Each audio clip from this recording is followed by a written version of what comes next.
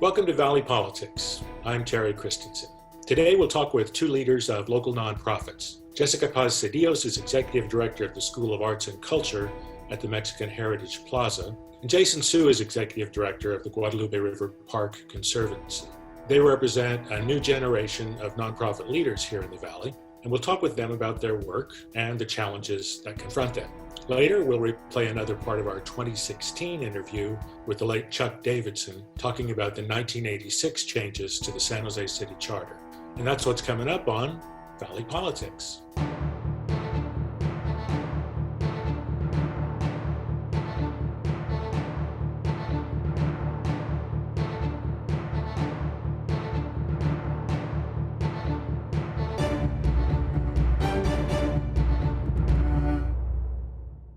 Welcome, everyone, and welcome Jessica Paz Cedillos of the School of Arts and Culture at Mexican Heritage Plaza, and Jason Su of the Guadalupe River Park Conservancy. Thanks for being with us today.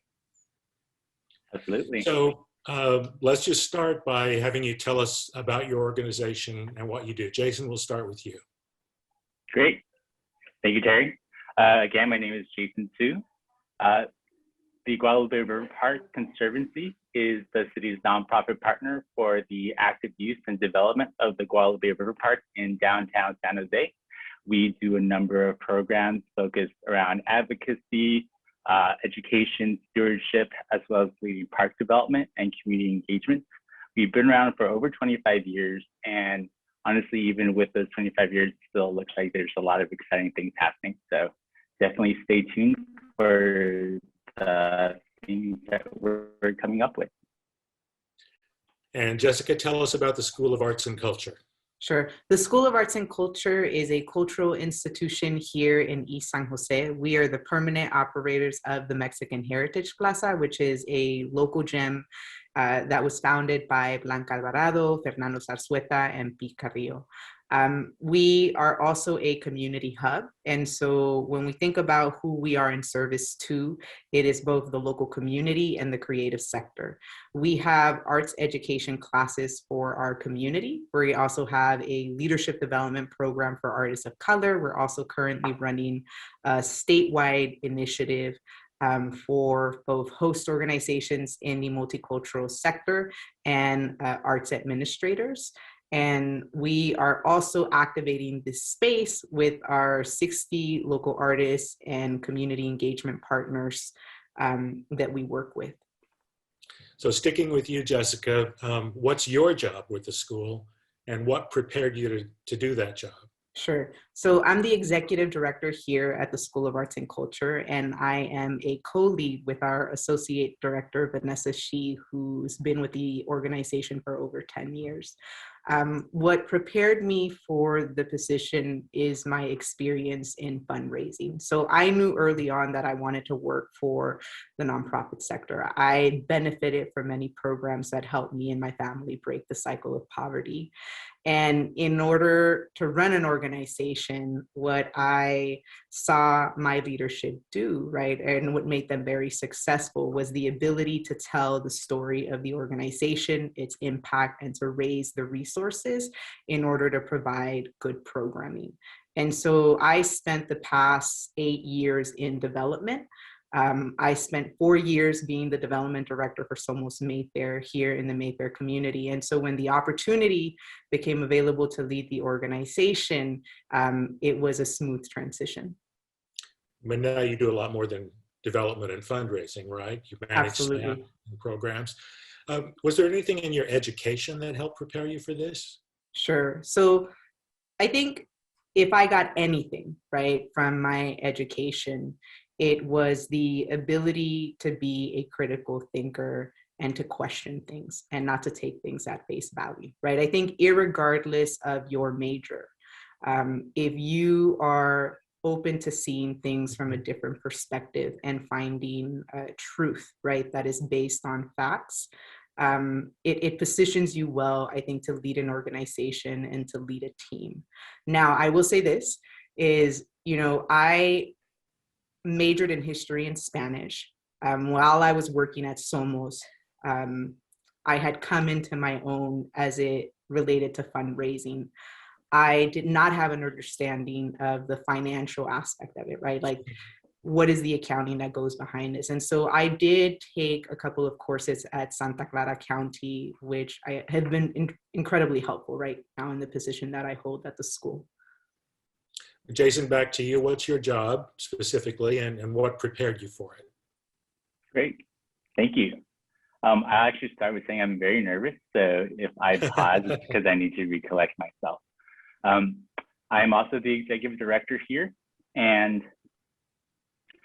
my tongue-in-cheek response is nothing prepared me for this role. But I do believe that I really see the importance and the value, and honestly, the connection to the future of our city and our communities through our public spaces. My background's in urban planning, and I went to San Jose State to get my master's in urban planning, of which I've been fortunate enough to be invited back to be part of their faculty. And urban planning is one of those topics that gets you to start thinking about systems, and it incorporates different elements about political science, about design thinking, about analysis. And all of that just kind of provides you with a diverse set of tools to address all the different things that occur. Similar to what Jessica just said, we are place-based organizations, and so we respond to the priorities, the values, and the needs of the communities that we serve. Because those needs are so diverse, it's very difficult in kind of hindsight now to have one type of education that could have prepared you for all of that. And we can honestly look at last year. I don't have a background in public health or medicine or anything like that. And yet we've had to figure out a way where we can, one, survive as an organization, survive as a team, but also still provide community benefit to the folks that we serve. What I can say is that has been very valuable to be able to address the different types of obstacles that we face. Because personally, as long as I feel that I know what I'm doing is important, that it's valued, that it will have something impactful, even if it's something new, I'm still going to figure it out. The grittiness of trying to figure something out, I think, comes with folks in our roles. I'm looking at Jessica because, again, she is very inspirational in all the work that she's doing. And nothing prepared us for this, but the ability to not be paralyzed when something does happen is something that really translates well to this type of role. So like Jessica, you manage staff, you manage programs, you manage fundraising too, right? Correct. Where does the fundraising come from for the Conservancy, Jason? Where does the money come from? Yeah, so we have, fortunately, different types of funding sources. We do have an agreement with the City of San Jose, of which that's why we are their nonprofit partner, to really take care of the park and provide a margin of excellence. We also get a lot our members, and we really do count on them for their financial contributions, for their civic contributions, for their belief in our mission and our programs. In addition to that, we are fortunate enough to receive a lot of foundation grants, both from private philanthropies as well as different public agencies. And we kind of cobble a little bit of everything together to provide also the diverse set of programs and impacts that we do. So it's a little bit of everything. It does actually help with weathering the initial impacts of COVID-19 when there's so much uncertainty. Because of the long-standing history of the Conservancy here in downtown San Jose, we were also fortunate for a lot of generosity to kind of help keep things afloat. And we're proud to say that we've kept everyone on staff, but it wasn't easy. And we're just extremely grateful for the work that the staff does to continue through all this, as well as the support that we've seen to kind of keep the mission and the organization going. You mentioned that you're member supported. I probably should reveal that I'm a member, and I'm a member who probably should increase my annual donation. So I'll look into that, Jason. Jessica, what about you? Where's the money That's come from for the School of Arts and Culture?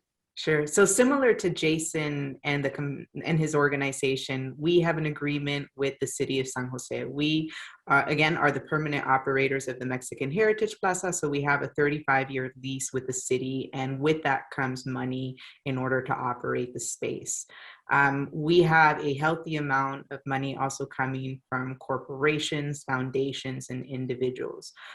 What makes the school unique is we activate this space, and for clients who are able to afford our market rate prices, it's a revenue stream for the school, right? So prior to the pandemic, we were bringing in about $700K through the activation of this space. And what it allows the school to do, right, is to be flexible and nimble in their programming and to take risks where there isn't a direct tie to a deliverable. And your spaces include a really beautiful theater, Mm-hmm. and a kind of an event center. That's right. Yeah. So we Where have, I know there are lots of weddings there, not this last year, but in the past. So a lot of events on the Plaza campus. that's right. We have a 500-seat theater. We have a pavilion, a plaza, a garden. We have classrooms and a dance studio. It's 6 acres. Um, so you both have talked about fundraising. Some of it comes from corporations. It's generally thought that corporate and other big donors in the Valley like to give nationally and internationally more than locally. Has that been your experience? Start with you, Jessica. Yes, I think that there is data to back that up, right? We have corporate funders who have been good to the school, right? And it does not negate that a lot of the funding that these corporations give go outside of the state and internationally. And I think my assumption, right, in the things that I've read and the things that I've heard, folks are often concerned with how far will my dollar go, right? So if my dollar will go further in a third world country versus the United States, they may use that as a reason as to why they are investing elsewhere. I don't agree with it, but that is a rationale I have heard. Jason, what about you? Is that your experience too? I definitely share the perspective that Jessica provided. When we're looking to seek sponsorships or donations from our corporate partners, particularly through a formal grant process, there are the focus areas that they would have, and then they often have a sliver of community grant. And without really understanding the portfolio and the distribution of everything, it's hard for me to know how large is the community-based category versus the broader things. And the need in our region, our city, Silicon Valley, is huge. It's also very expensive. And so if you have national organizations or national philanthropies that can give $20,000 to San Jose or another city, it doesn't go as far in San Jose as it would. That, again, doesn't negate the need. It doesn't negate the fact that people do rely on the services that we deliver. It just means that if you have to focus it, if you're only measuring the impact based off of maximization per dollar, then we don't look as favorably. And one of the things I would argue is the impact that the metric that these organizations and these companies may look at should expand beyond how much they can do with the amount of money that they provide. Yeah, it seems like a little more local investment could be helpful for the companies. They want their workers to be happy living here. And so if you've got beautiful parks and wonderful arts and cultural programs at the Mexican Heritage Plaza, that should enhance that. I've got a little bit of good news for you, maybe.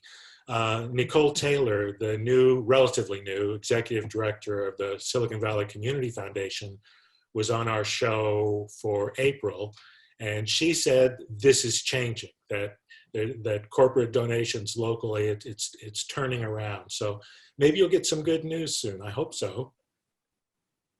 Well, Jason, we hope so too. Yeah, I bet you do. Jason, let's stick with you. You mentioned a little bit earlier about how the pandemic has affected the work the Conservancy does. So expand on that. Tell us more. Yeah.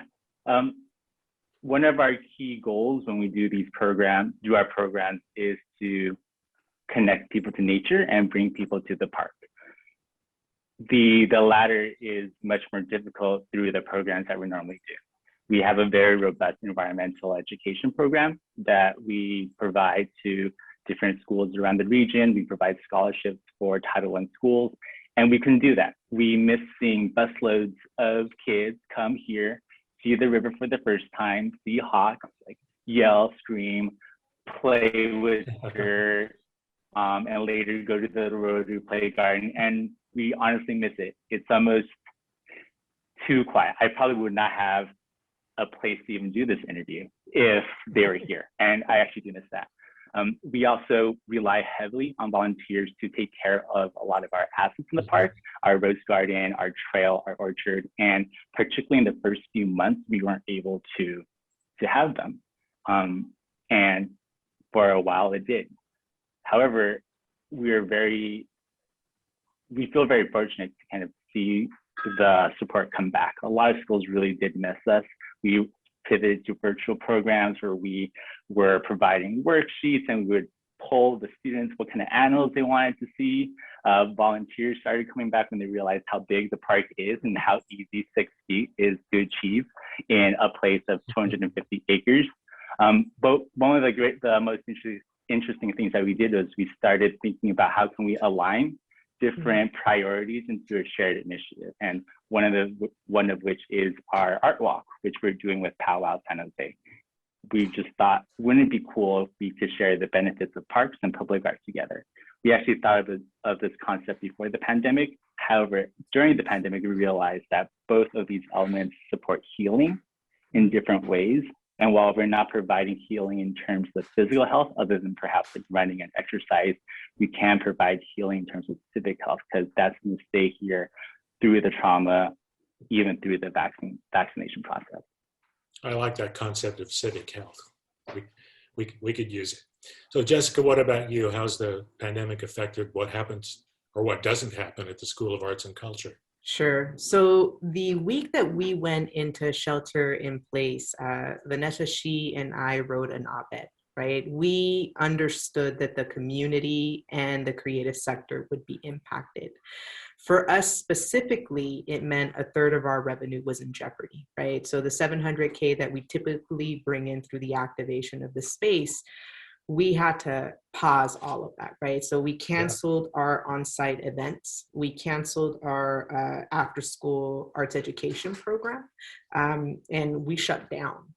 Now, what we also understood, right, being a place-based organization that has deep ties here in the Mayfair community, is that we couldn't do nothing, right? Like, we had a moral obligation to do something.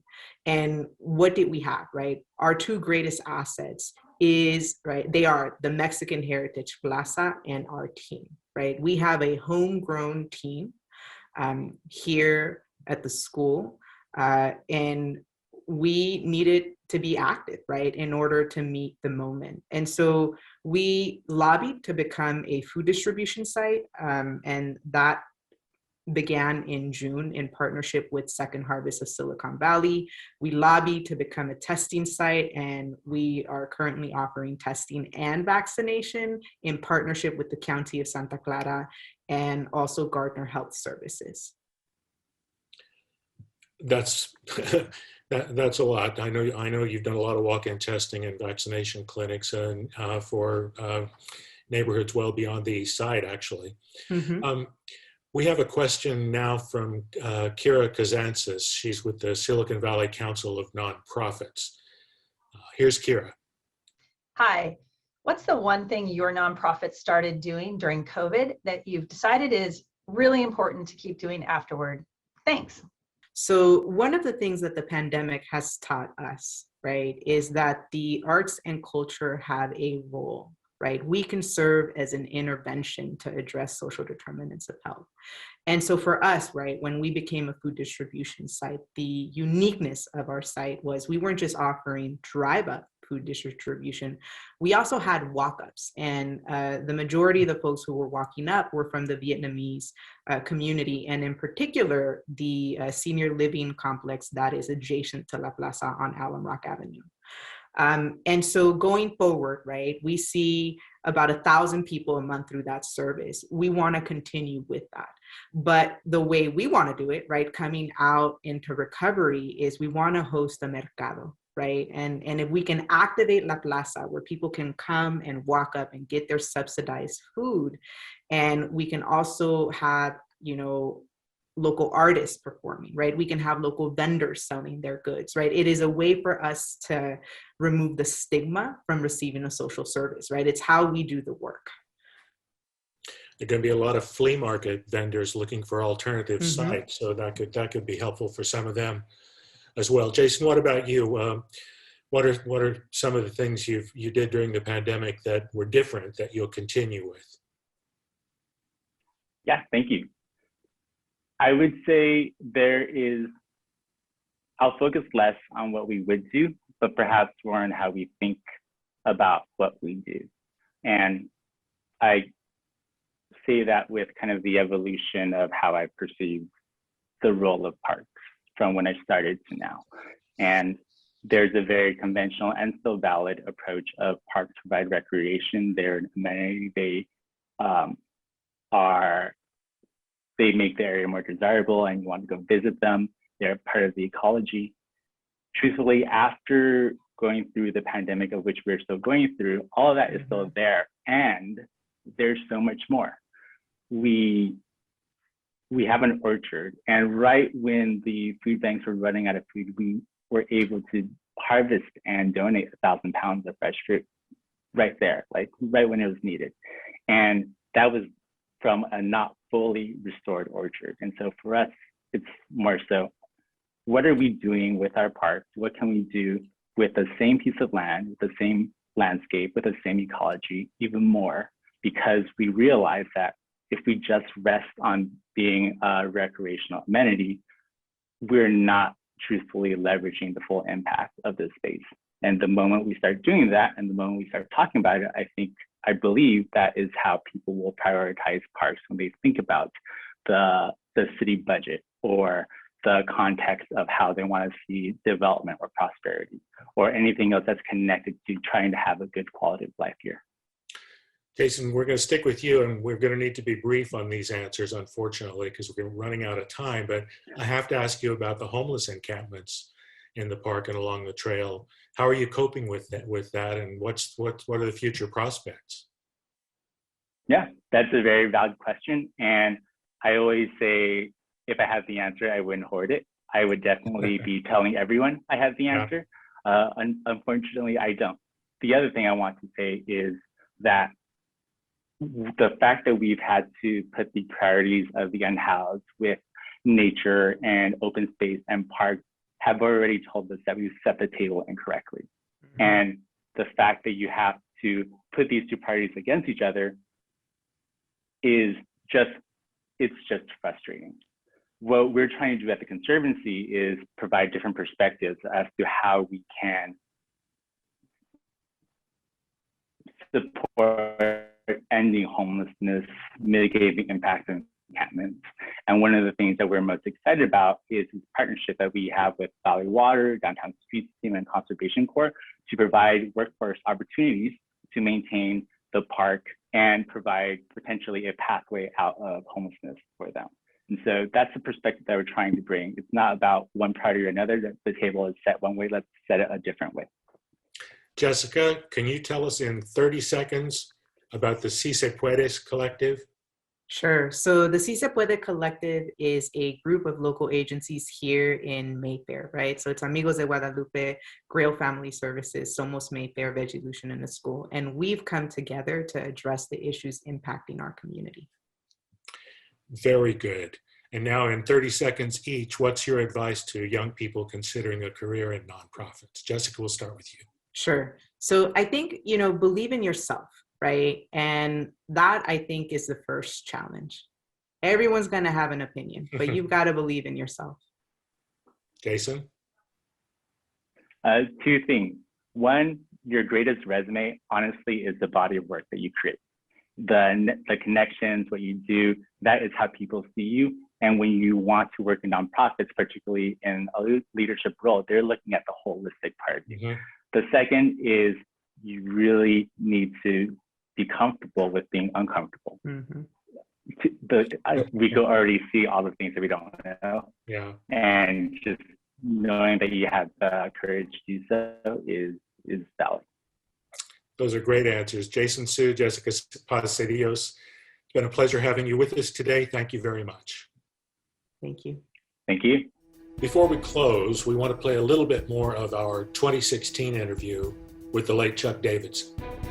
Chuck was a longtime local builder who influenced San Jose politics in many ways, including our city charter, serving on not one, but two charter revision commissions. With a new charter revision commission considering changes right now, we thought what Chuck had to say about the charter was not only pertinent, but also an appropriate way to remember and honor him. Here he is talking about the 1986 charter revisions. Subsequently, we've made some other changes to the charter, including district elections, full-time pay for the city council, more authority and power for the mayor, particularly over the budget. What's your opinion of those changes? I was on that revision committee that came up with district council members, although you could still make some pretty good arguments out pro and con over districts. But you know, and I voted for it. When we wrote the charter, council members got $5 a meeting. That was $20 a month. So the new city charter gave them a big pay raise, $400 a month, $600 for the mayor. Yeah. That was still a part-time job, but now it's a full-time job. You got to more or less give full-time pay. Now, what you're talking about, more power to the mayor, was in the 80s, what they call Measure J was put into the charter. Mm-hmm. And that gives the mayor more power. And whenever the group that put Mayor J in came and talked to me about it, I said, tell me, what do you do when you give the mayor this extra power by charter, when you elect a crook for mayor? And they said, oh, Charlie, you just make sure you never elect a crook to mayor. And I said, grow up. You always elect a crook sooner or later. And sooner or later we will elect a crook. We are set up pretty much now so that we can't have machine politics. And that was the fear from bygone days, Terry. Yeah. Because there are places in the United States that still have machine politics. Yeah. And and San Jose has been blessed with the fact that it's had good mayor. Ever since we had elected mayors, they've had good mayors. They've been blessed with that. But sooner or later, you're going to get somebody that's not so good. Some people are saying San Jose should take the next step with our mayor and make it the mayor actually a strong mayor, rather than having a city manager as executive, have a strong elected mayor with veto, budget, appointment powers. What do you think of that? And I take it from what you've just said, you wouldn't agree with that. No, I don't agree with that at all, because a city manager, mayor form of government has proved to be the most effective form that there is. That's a check and balance on one another. Mm-hmm. If you're strong, if you make that city, that mayor any stronger, one of these days you're going to move into machine politics. And that's not particularly good. We'll be back next month with the new CEO of the Silicon Valley Organization, formerly known as the Chamber of Commerce. Meanwhile, you can follow us on Facebook, and you can also catch up on all our previous shows on our website at creatvsj.org or on YouTube by searching for CreaTV San Jose. And now, that's all, folks. Thanks for watching.